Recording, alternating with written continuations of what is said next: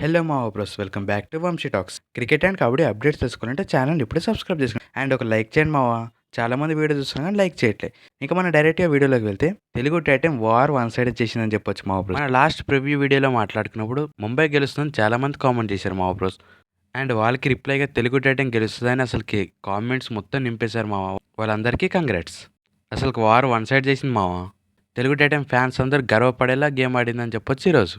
అసలు ఏంటి మావ bros Telugu Titan defence and riding రెండిట్లో అసలుకి యూముంబాకి ఛాన్స్ వేయలే అని చెప్పొచ్చు. ఎవరైతే యూముంబా గెలుస్తుందన్నారో వాళ్ళందరికీ simple answer and clear answer ఇచ్చిందని చెప్పొచ్చు. మెయిన్గా తెలుగు టైటన్ యొక్క రైడింగ్ గురించి మాట్లాడితే అసలు యూముంబా ఫస్ట్ నుంచి లాస్ట్ వరకు వాళ్ళ హోప్స్ కూడా లేవు మా బ్రోస్ ఈ మ్యాచ్ గెలుస్తామని. అలాంటి రైడింగ్ చేసిందని చెప్పొచ్చు. మెయిన్గా భరత్ కూడా ఫస్ట్ హాఫ్ అవ్వకముందే తన సూపర్ 10 కంప్లీట్ చేశాడు మా బ్రోస్. సో అట్లాంటి రైడింగ్ చేశాడని చెప్పొచ్చు ఈ మ్యాచ్లో. ఆ స్పీడ్ ఏంటి భయ్య, మెయిన్గా భరత్ అండ్ చేతన్ సాహు వీళ్ళిద్దరు స్పీడ్ అయితే అసలు అందుకోలేకపోయినా. విజయ్ మాలిక్ చాలా క్లవర్గా ఆడాడని చెప్పాలి మా బ్రోస్. చేసింది 5 పాయింట్స్ అయినా చాలా క్లవర్గా ఆ టీంని బాగా కంట్రోల్ చేశాడని చెప్పొచ్చు. ఇంకా మనం మ్యాచ్ డీటెయిల్స్గా మాట్లాడుకుంటే తెలుగు టైటన్ స్టార్ట్ చేయడం యూముంబాకి హోప్స్ కోల్పోయారని చెప్పొచ్చు. బికాస్ వాళ్ళు తెలుగు టైటన్ రైడింగ్ ఫస్ట్ నుంచి చాలా స్ట్రాంగ్గా వచ్చారు. వాళ్ళ ప్లాన్స్ అయితే పర్ఫెక్ట్గా ఎగ్జిక్యూట్ చేశారని చెప్పొచ్చు. ఫస్ట్ స్టార్టింగ్లోనే తెలుగు టైటన్ 5 పాయింట్స్ అయితే యూముంబా 0తో స్టార్ట్ చేసింది. అక్కడ అసలైన మ్యాచ్ స్టార్ట్ అయింది మా బ్రోస్. అక్కడ నుంచి తెలుగు టైటన్ టీం ఇంకా వెనక చూడలే. భరతుడు అయితే యూముంబా డిఫెన్స్ మొత్తాన్ని ఆట ఆడుకున్నాడని చెప్పొచ్చు.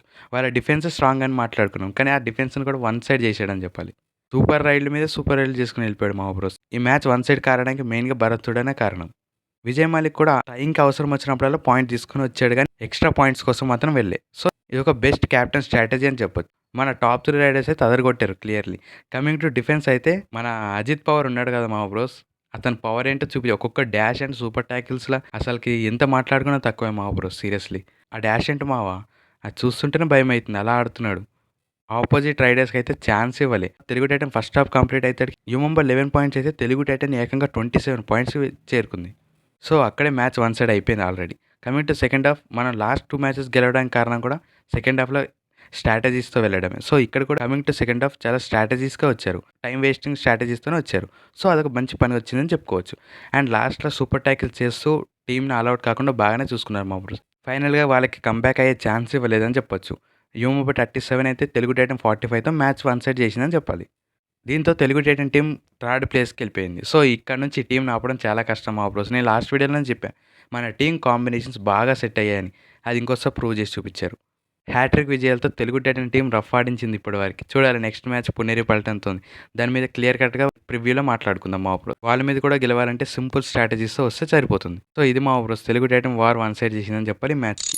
ఇక్కడ వరకు వీడియో చూసింటే thank you so much. Please subscribe to Vamshi talks. Thank you.